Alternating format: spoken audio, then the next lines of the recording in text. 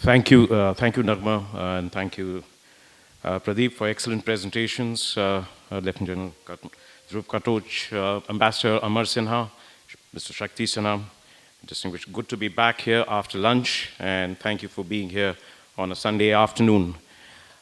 We've just heard some excellent perspectives on Brunei, the maritime links between maritime ASEAN and South India, Indonesia's pivotal role for us in the regional and bilateral context. I'll step back a little bit and speak a little bit first about ASEAN and the geopolitics around it. And it's particularly relevant as we have just come off a Republic Day celebration and the ASEAN-India Commemorative Summit. You're, of course, familiar with the broad contours of the ASEAN-India partnership. Newspapers were saturated with statistics and details. You know the milestones of 92, 95, 2002, 2012. You're aware of the 30 mechanisms, the institutional arrangements that exist, as well as the broad trends, trade relationship, the presence of diaspora, and the others. Now, when we speak of Southeast Asia, of course, we must also recognize that this is a relatively new geopolitical construct. Largely the product of the colonial times. But for large parts of the history, this, at least the core of what is Southeast Asia, was known as Indochina, in part because for 2.5 millennia, as we were just speaking about it in the pre-lunch session, there has been this continuous interaction. There are archaeological evidence of India's presence there, 500 BC as well. China has had a long period of influence. There has been, as Nagma pointed out, subsequently the Islamic influence, and then, of course, the European influence. So there has been, in a sense, 4 waves that have run through the history of Southeast Asia, or what was to be called Indochina. Now, there are 2 important consequences for it, as far as I can see it, for the present time. One is that the region has not only assimilated different faiths and cultures and traditions, practices, but that it has also developed a strategic approach that taps into its layered history, and that it has also developed an instinct for balancing between major powers competing with each other in the region. So it is not surprising, and it is not uncommon for Southeast Asian countries to simultaneously hedge, balance, and bandwagon or align, as you might call it. The one unifying feature through all of this is that they wish to see that the region doesn't emerge as a fault line of competition, and that there would be no collusion or conflicts between major powers, and that somehow there will be a set of simultaneous equations that work themselves out into a stable equilibrium. Now, so they would be as alarmed, for example, between a confrontation between China and the United States as they would be about US retrenchment from the region. And this is something that India is very conscious of in our approach to Southeast Asia, that we don't become one more factor and create sharpening a fault line over there or entering into a major power competition, that we, in a sense, enhance the balance in the region and create a strategic stability.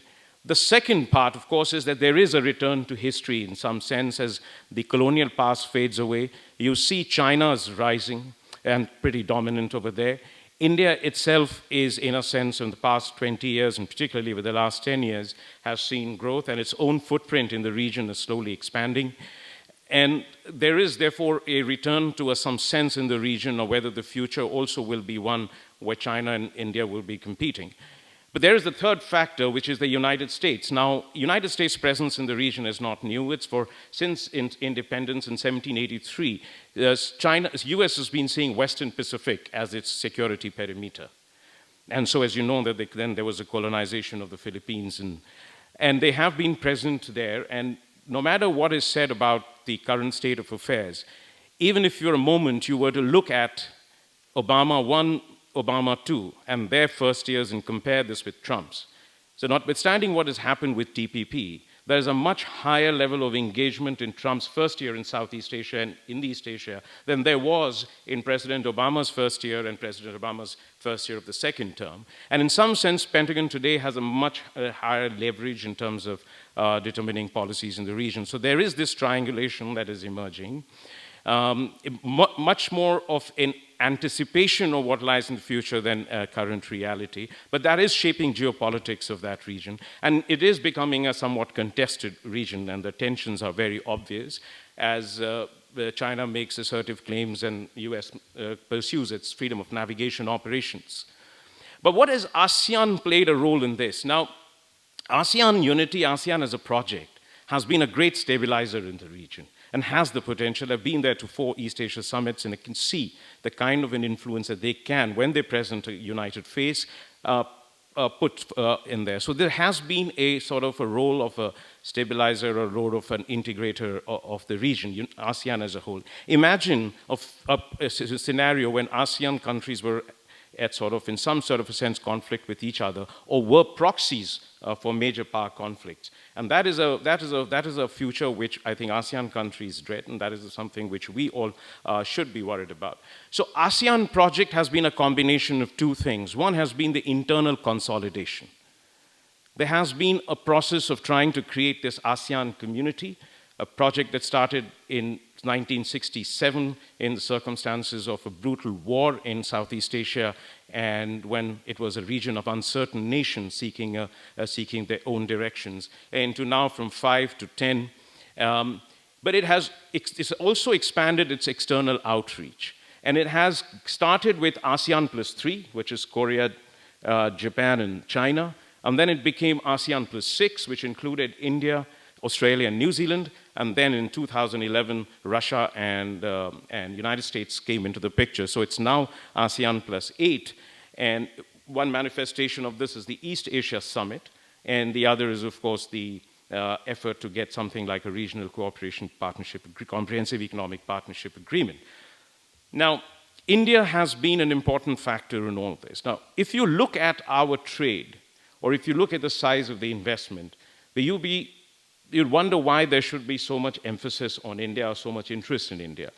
And let me tell you that there is very little, despite the scale and size of the Indian market. The structures of the Southeast Asian economies are such that there is very little that they can export in terms of manufacture. There is some from Malaysia and Thailand, some from Singapore, but largely it is really still extractive industries driven. And from imports, of course. So it is largely a strategic project. Our trade is 2.6% of ASEAN trade. Our investment is inflow into ASEAN is 1.31% of total inflows into ASEAN. So it is largely a strategic project, and which is also a framework in which I think we are also moving forward. Then also it brings me to the next question, and this is something which has come up repeatedly, and it's, I know, a subject that has been debated here also, which is how does it all fit in with the now evolving concept of Indo-Pacific, something we spoke about in the previous session, very briefly alluded to it.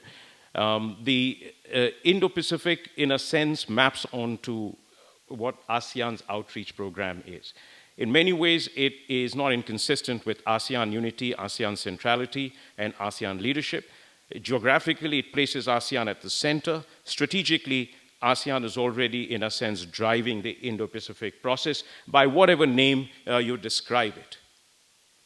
So we've seen the geopolitics of the region evolve, and the role that ASEAN has, in a sense, played or playing in it. And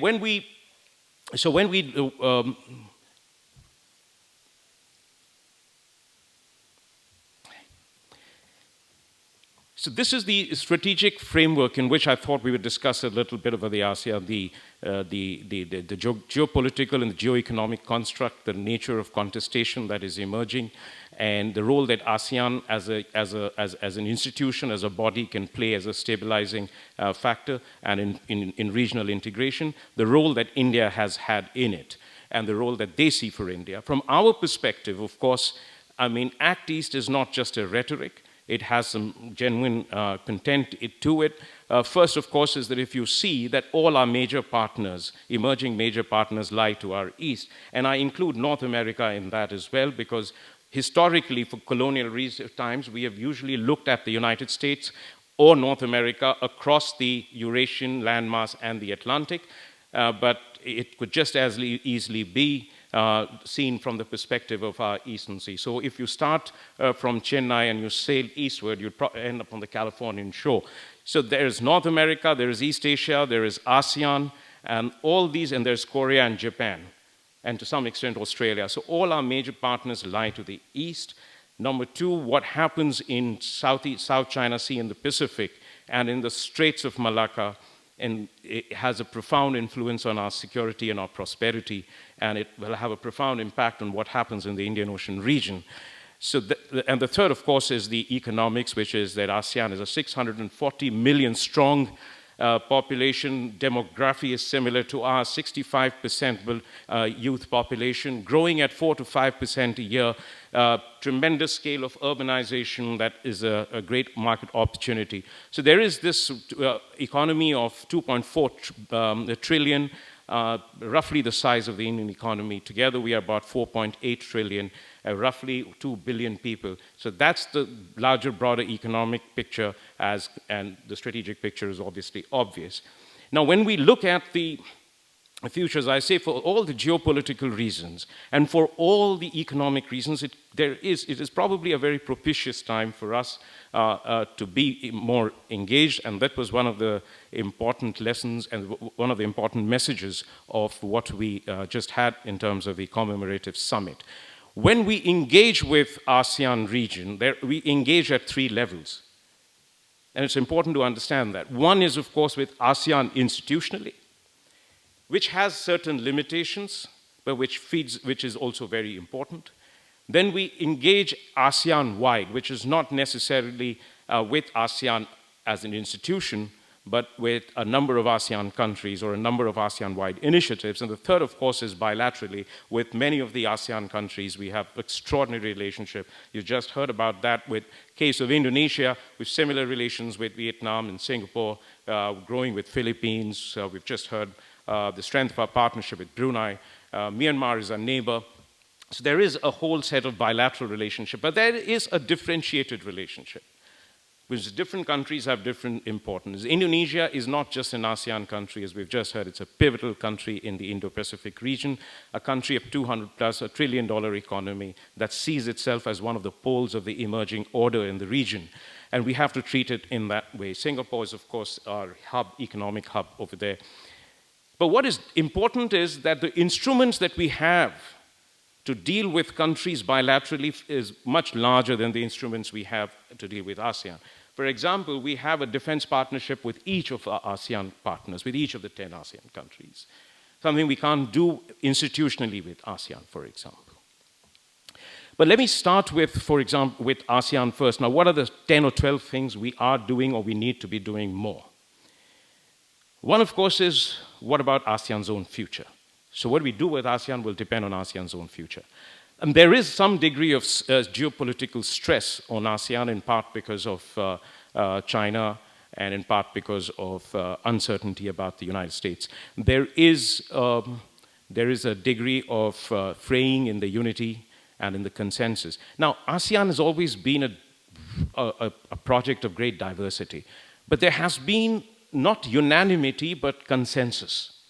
They haven't always had unanimity of view on everything, but they've had a way of dealing with it, ASEAN way, as they call it. They can put aside their differences. But that leeway is, in a sense, getting eroded. They're being forced into making choices. And which is why, when we speak of ASEAN centrality, ASEAN unity, ASEAN leadership, it is so important. Which is why their presence here at the Republic Day, all 10 of them, was a tremendous signal to ASEAN and to the world of the importance that India attaches to the ASEAN project.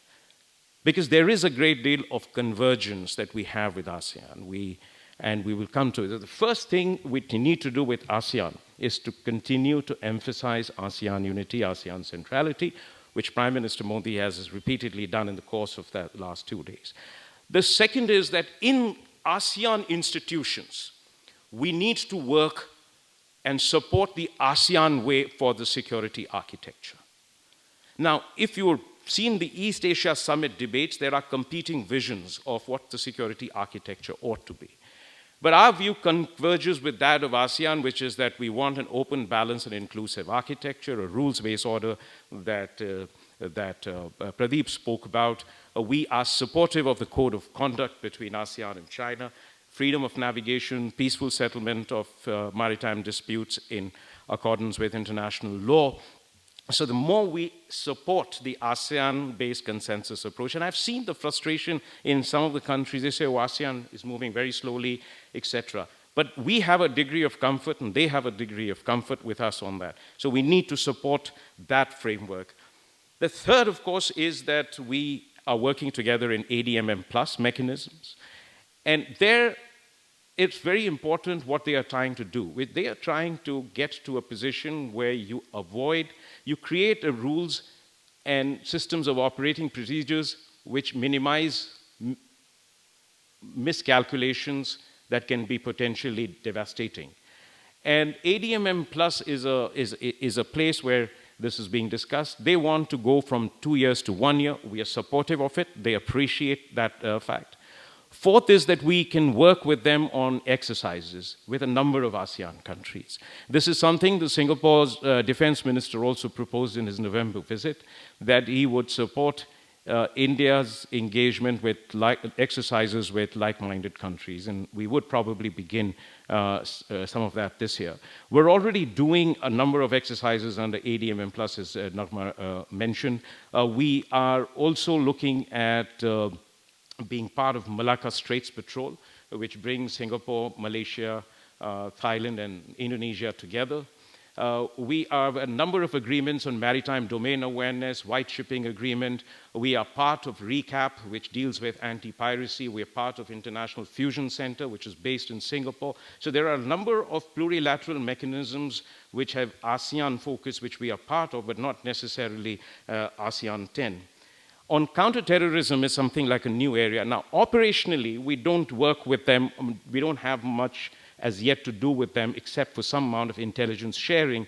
But there is the ideological question, and as both Pradeep and Nagma pointed out, that that's a region where Islam has existed in a plurilateral setting, which is part of a synthetic culture, and it has had a democratic tradition there.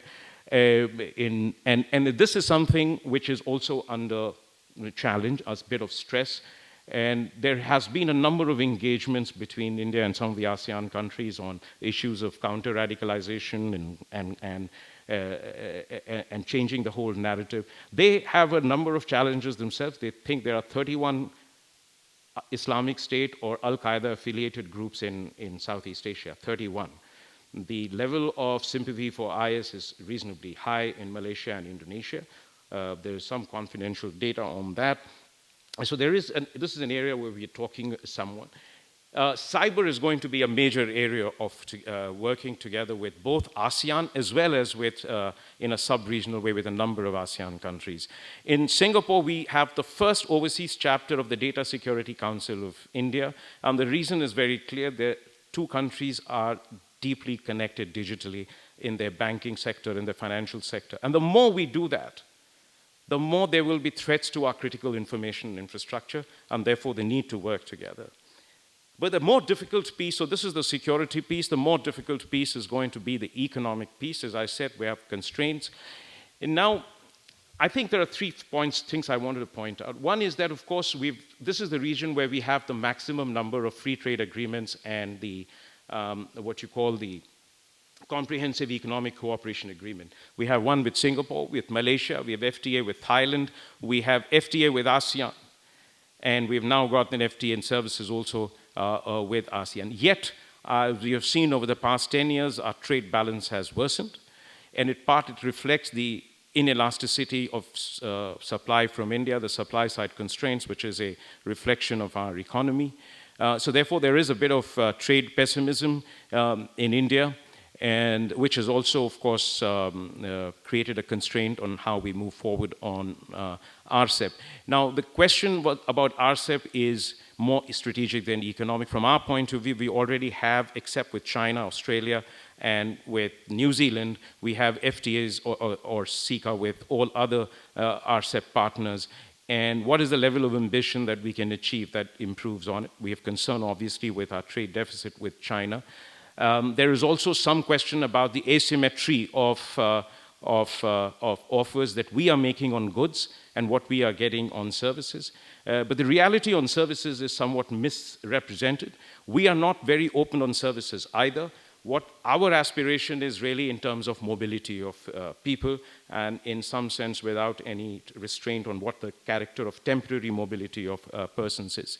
We will see how this evolves, but that in no way, so you know, between our sensitivities and between our aspirations, we will need to seek a balance, and we will see whether this goes any forward.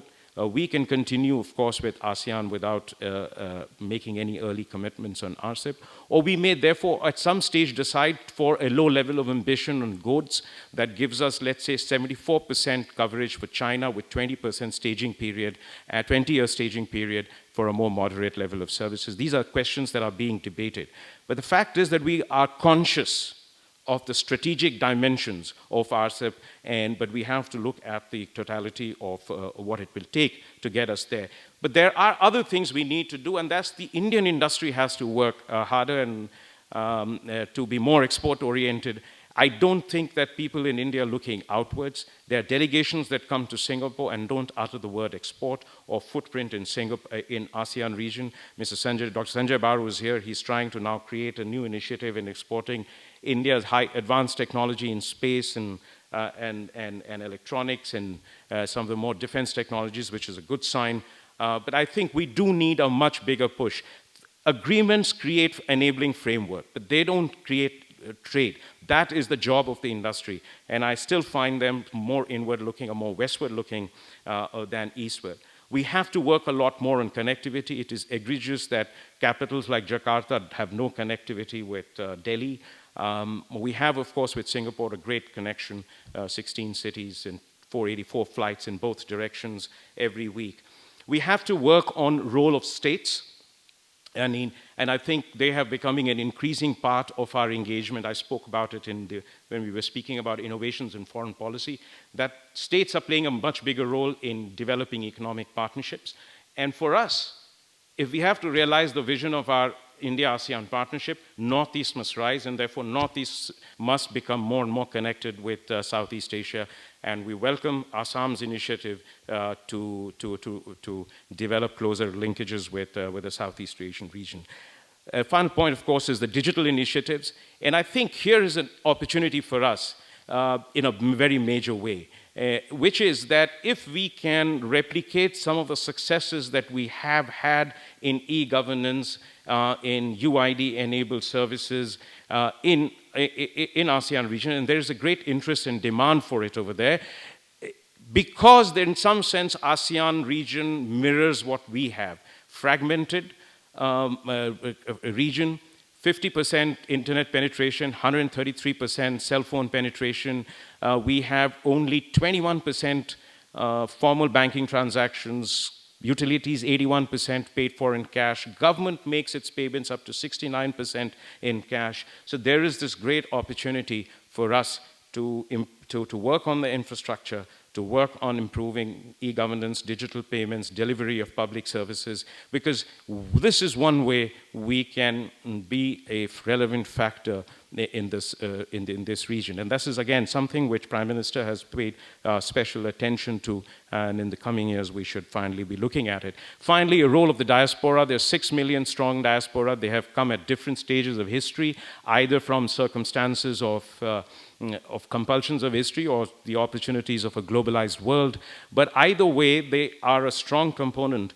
And in Southeast Asia, they're playing a very major role in being a bridge. What is important for us, particularly as there is a great challenge from on the diaspora from the other major player over there, there is something which we have to be conscious of, how we use the diaspora.